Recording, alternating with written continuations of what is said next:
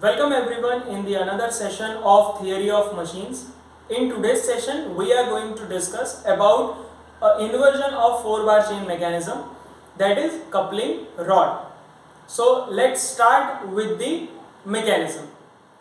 So in previous lecture, we had already discussed about the basics of 4-bar chain mechanism, that there are 4 turning pairs between the links.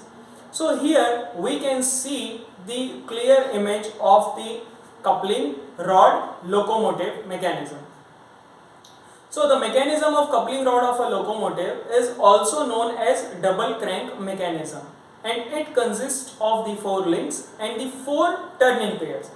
So let's discuss in detail about the different links and the turning pairs. So here, as we had already discussed, that there must be a fixed link in order to make a mechanism. So here AB is the fixed link which is connecting the 2 wheels of the locomotive, and BC acts as the crank, CD acts as the coupling rod, and DA again is another crank. So how it is working is, AB is kept there in order to maintain a fixed distance between the 2 wheels. Then the BC is the crank which is supplying or providing input rotary motion. Then the DA, okay, I am skipping the CD link. Right now we are discussing about DA link, which is connected to the another wheel, and it is acting as a output device here. It is acting as a output shaft. So BC is supplying the motion and AD is receiving the motion. So in order to connect these 2 cranks, we are using a coupling rod. So this is the complete name of mechanism is coupling rod of locomotive. So DC is acting as a coupling rod which is coupling these 2 cranks, input crank and output crank. So the input wheel provides motion to the input crank, that is BC, and AD is receiving that motion in order to turn the first wheel. So this is the complete working of this mechanism. Now AD is the fixed link and AB is the fixed link and BC is the crank. So there will be a turning pair between these two as crank is rotating around the fixed link. Then crank is connected to the coupling rod, that is BC is connected to DC, and these two also have a turning pair between them. Then DC is connected to AD, and AD and DC also have turning pair between them, and further DA is connected to AB, that is fixed link again. So a chain has been completed and these all 4 have turning pair in between them.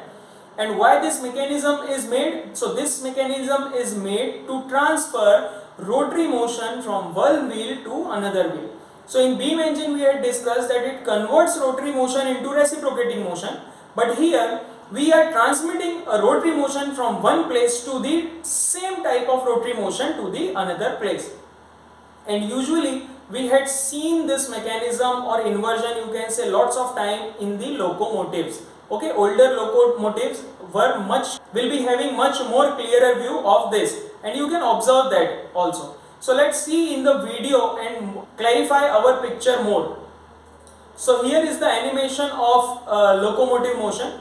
So here we can see there is a blue colored plate which is acting as the fixed link, okay, and that is connected to the one of the cranks that is shown here in the skin color, and these two have turning pair between them, and then the another turning pair, another link, that is crank, is also connected to the same fixed link. So there are 2 cranks and 1 fixed link, and to provide motion from one link to another link we are using a blue colored coupling rod, that is also called connecting rod. So what connecting rod does is it transfers motion from one crank to the another crank, and between all you can thoroughly observe that there is a rotating motion and a turning pair. So all the links respectively have turning pair between them.